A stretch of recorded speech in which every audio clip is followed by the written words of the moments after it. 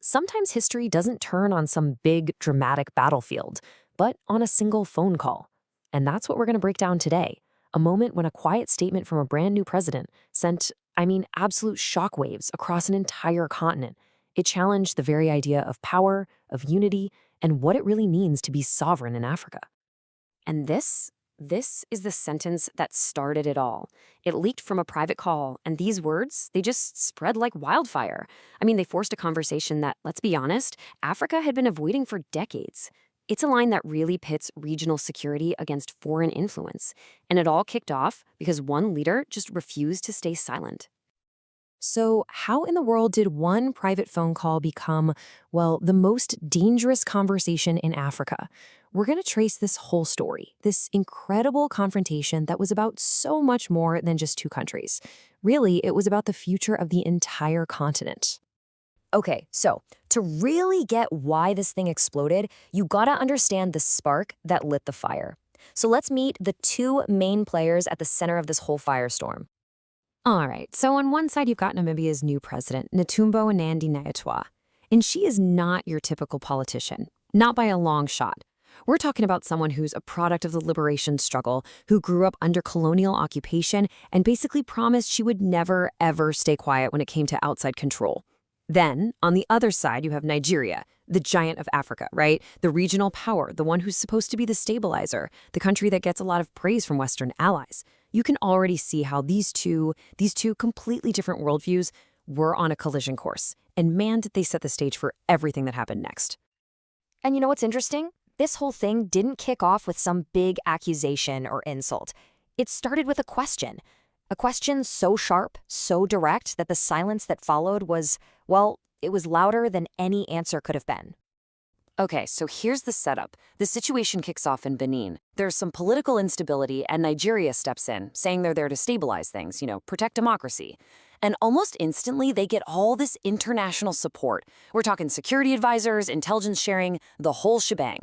But all the way down in Namibia, President Nandi-Ndaitwah was watching this, and something just doesn't sit right with her. This super fast, coordinated help, it just felt a little too selective. And this was the question she posed, and it's really the question at the heart of this entire story. She's thinking back to the years and years of terror from groups like Boko Haram, right there in Nigeria. Villages burned, girls kidnapped, just horrible stuff. And she remembered how agonizingly slow the international response was then. But now, when it's about a political power shift, suddenly the help is immediate. And that's when she decided she had to pick up the phone. So she gets Nigeria's president on the line, and she just bypasses all the usual diplomatic fluff. She doesn't call him Mr. President, she calls him Bola, as a fellow African. And she just lays it out, plain and simple. For years, your own people suffered from terrorism and got almost no help. Now, to stop some African soldiers in Benin, you have the full backing of the West? Why? And the thing is, her tone wasn't angry. It was just calm, direct, and totally honest. She wasn't really just asking a question. She was stating a truth, at least as she saw it. And this was her core argument right here. She's basically saying, look, the issue isn't whether Nigeria has the right to intervene. The issue is why you're being helped to intervene so darn quickly. She put a choice on the table. Are we acting for Africa's own sovereignty, or are we just acting to prop up a system that really only serves foreign interests? So the call ends. But the conversation? Oh, it was just getting started. Because the second those private words hit the public airwaves, the entire continent just fractured. And within hours, details of this call were absolutely everywhere. Now, there were no official statements, no confirmations, but, and this is the key part, there were no denials either. That silence from the top was just deafening. And the public, well, they filled that silence with a roar of debate, of anger, and for a whole lot of people, a ton of inspiration. And the reaction? Man, it just split the continent right down the middle. On one side, you had the youth and the media, and they were absolutely electrified. You saw phrases like, "She said what everyone is afraid to say," go viral. Murals started popping up overnight that said Africa is not a proxy. But then, on the other side, you had the establishment, and they were panicking. Foreign diplomats were whispering about their concern, worried she was challenging this system. And some other African leaders started accusing her of trying to divide Africa. So Nigeria's official response came out pretty quickly, and it was, a total masterclass in diplomat speak. It was full of all these carefully chosen words: regional stability, international partnerships, you know the drill. It was professional, it was calm, it was measured. But it answered everything except her actual question. Yeah. The statement was clearly designed to calm down international partners, but it had this one massive, glaring omission.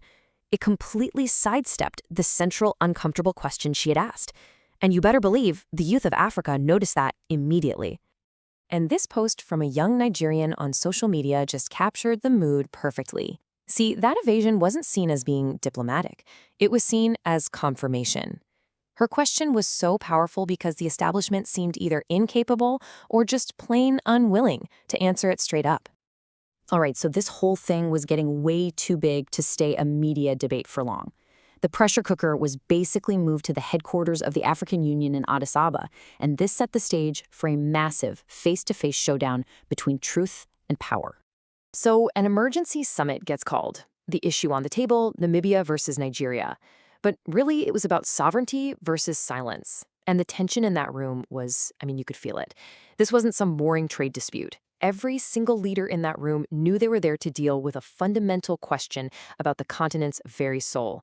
Who do we really answer to? Nigeria opened the summit, and they came out swinging, defending their position forcefully. Their message was pretty clear. Africa has to speak with one voice. Unity is the most important thing. And they rejected any idea that their actions were serving foreign interests. Basically, they framed our question not as a valid concern, but as a dangerous disruption. And then it was President Nandine Ndaitwah's turn to speak, and her rebuttal was just devastatingly simple. She said, "Unity without honesty is theater, not leadership." Wow. See, she wasn't arguing against unity at all. She was arguing that you can't build real unity on polite silences and, convenient lies. With that one sentence, she completely redefined the entire debate. And then came the turning point. After she repeated her original question to the entire room, this really tense silence was broken, but not by her. It was broken by a delegate from Central Africa, who basically asked, if her question is so wrong, why can't any of us answer it? And just like that, this wasn't just Namibia speaking anymore. The question was echoing from a totally different part of the continent. It was impossible to ignore. Her question had become Africa's question. So the summit ended without some big, clear winner. But that confrontation, it had changed absolutely everything. Let's dig into the aftermath, the fallout, and the brand new reality this all created. So the resolution wasn't really a surrender from either side. It was more like a fundamental shift. At first, some quiet pressure started being applied to Namibia. Trade talks get paused, meetings get postponed.